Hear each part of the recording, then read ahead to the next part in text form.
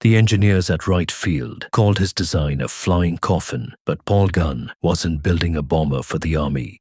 He was building a rescue ship for his wife and kids trapped in Manila. They said you couldn't put 18 machine guns on a B-25 without tearing the wings off. But Pappy Gunn didn't care about physics. He cared about sinking the Japanese fleet that stood between him and his family. It was the weapon that broke the back of the Japanese Navy, invented by a 43-year-old grandfather with a welding torch and a grudge, right under the noses of the generals who tried to stop him. At 7:42 a.m. on a humid August morning in 1942, the heat at Eagle Farm Airfield near Brisbane was already enough to make a man dizzy. But Captain Paul Gunn wasn't feeling the heat. He was crouched under the wing of a Douglas A-20 Havoc, watching sparks fly. He wasn't reading a manual, and he certainly wasn't following orders. He was watching his mechanics weld 50 caliber machine guns directly into the nose of a bomber, right where the bombardier was supposed to sit. To any conventionally trained aeronautical engineer, this was insanity. You don't just hack apart an aircraft frame and start welding in heavy artillery. It upsets the center of gravity. It stresses the airframe. It violates every safety regulation in the book. But Paul Gunn, known to everyone as Pappy, didn't have time for the book. He was 43 years old. He had 21 years of Navy experience under his belt before he ever joined the Army Air Force, and he had a fire in his belly that no regulation could extinguish. His wife, Polly, and their 4 children were currently starving in the Santo Tomas internment camp in Manila, trapped by the Japanese occupation. Every day that the war dragged on was another day his family might not survive. And as far as Pappy was concerned, the war was dragging on because the Americans were fighting it wrong. If you appreciate stories about the kind of American ingenuity that solves problems while the bureaucrats are still reading the rulebook, go ahead and hit that like button right now. It helps us find more of these forgotten heroes to share with you. Here was the problem facing the 5th Air Force in 1942. We were losing. It's hard to remember now, looking back at the victory reels, but in 42, the Pacific was a meat grinder. The 5th Air Force was losing bombers faster than the factories back home could replace them. In July alone, the 3rd Attack Group had lost 11 A-20s. Why? Because they were trying to hit Japanese shipping convoys from high altitude. Picture this. You're at 10,000 feet. You drop a bomb on a moving destroyer. By the time that bomb falls for 30 seconds, that ship has moved. It's turned. It's zigzagged. The bombardiers couldn't hit a moving target to save their lives, literally, and when they got frustrated and dropped lower, the Japanese deck gunners shredded them with anti-aircraft fire. Captain Ed Larner, a good man, had watched 3 of his crews burn into the Coral Sea in a single week, trying to make these tactics work. The Japanese were reinforcing New Guinea at will. They were moving troops, supplies, and ammunition right under our noses, and we couldn't stop them. If they took New Guinea, Australia was next, and if Australia fell, Pappy Gunn would never get back to Manila. Gunn had a different idea. It was brutal, it was dangerous, and it was brilliant. He reasoned that if a bomber flew low enough, we're talking deck level, 50 feet off the water, they could skip bombs across the ocean's surface, just like skipping a stone on a pond. If you hit the ship at the waterline, you wouldn't just damage it, you'd blow the bottom out of it. But there was a catch. To fly that low, you had to fly straight into the teeth of the enemy's anti-aircraft guns. You would be a sitting duck unless you could kill the gunners first. That meant turning a bomber into a Strafer, a flying shotgun. The standard A-20 Havoc had 4 30 caliber machine guns in the nose. Pappy knew that was useless. 30 caliber rounds bounced off ship armor like hail on a tin roof. You needed the heavy stuff. You needed 50 caliber, and you needed a lot of them. General George Kenney, the new commander of the 5th Air Force, was a maverick himself. He looked at Pappy Gunn, this gray-haired, obsession-driven wild man, and he gave him a chance. He gave Gunn 1 week to prove the concept worked. Think about that timeline. 1 week to reinvent meant aerial warfare. Gunn didn't wait for parts from the States. He went to the boneyard. He scavenged 50 caliber guns from wrecked P-39 and P-40 fighters, planes that had crashed where the pilots were dead, but the guns were still good. He mounted these heavy cannons on a steel frame inside the nose compartment of the A-20. Now, realize the physics of this. Each gun weighed 64 pounds. 4 guns plus 200 pounds of ammunition meant he was adding massive weight to the very front of the plane. It shifted the center of gravity dangerously forward. When they took it for a test flight, it almost killed the pilot. The plane barely climbed. It wanted to nosedive straight into the ground. Most men would have quit there. The engineers would have said, "See, physics." Pappy Gunn spent 2 days staring at the aircraft, sweating through his uniform. He didn't remove the guns. Instead, he started moving everything else. He ripped out radio equipment and moved it to the back. He adjusted the tail trim. He rebalanced the aircraft by gut instinct and experience. The second test pilot landed, pale and shaking, and reported, "It flies like it's angry, but it flies." On September 12th, 16 of these modified A-20s hit the Japanese airfield at Pune. They came in at treetop level. They didn't drop bombs from the clouds. They unleashed a wall of lead. They destroyed 14 Japanese aircraft on the ground and suppressed every anti-aircraft position in sight. 0 A-20s were lost. It was a success, but for Pappy, it wasn't enough. The A-20 didn't have the range to get him to the heart of the Japanese Empire. He needed a bigger hammer. He looked at the B-25 Mitchell bomber. It had longer range, a heavier payload, and more space. In December 1942, Gunn pulled the Bombardier and the standard nose guns out of a B-25C. He installed 4 50 caliber guns in the nose. Then, he did something even crazier. He bolted 4 more guns in external cheek packs on the side of the fuselage. He rotated the top turret so it could fire forward. Count them up, 10 forward-firing machine guns. Then he added 2 more on the sides. 14 guns total. That is 215 pounds of lead per second. The ground crew looked at this monstrosity, bristling with barrels, and called it Pappy's folly.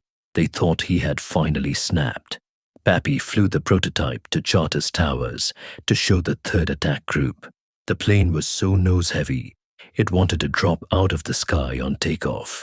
Pappy had to hold full back pressure on the stick just to keep it level.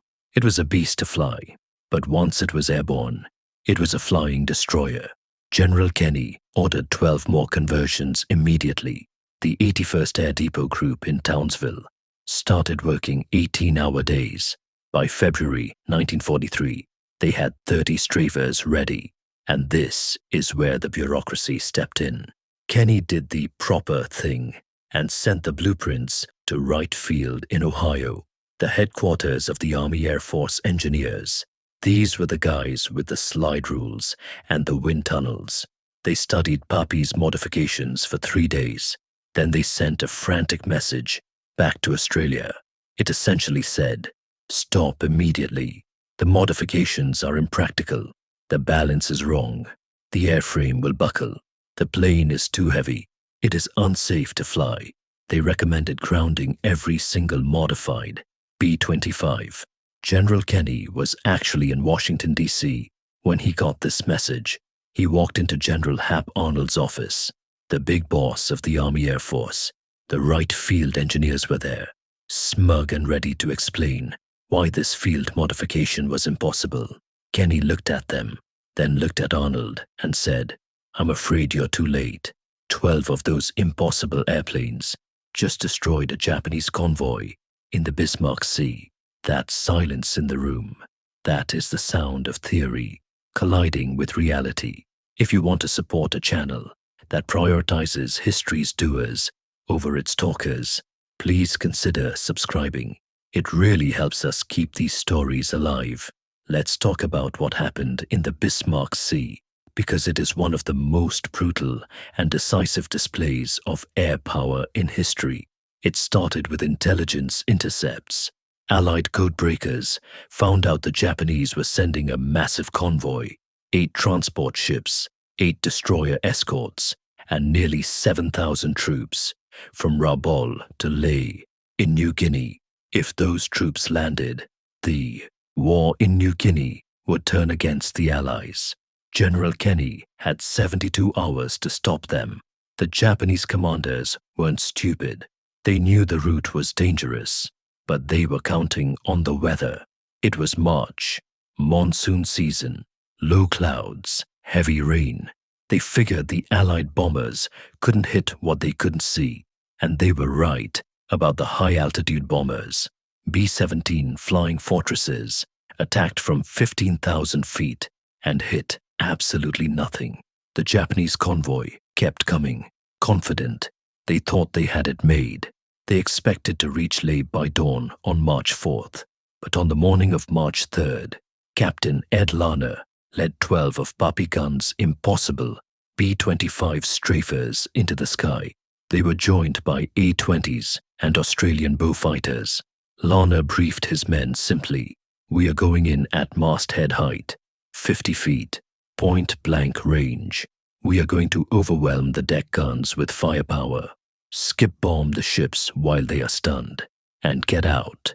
Larner had flown exactly one practice mission with this tactic.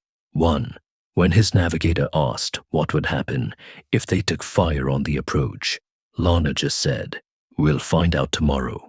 At 10 a.m., the Strafers found the convoy. The B-17s attacked from high up first, which drew the Japanese eyes and guns upward. It was a distraction. Then, Larner led the B-25s down.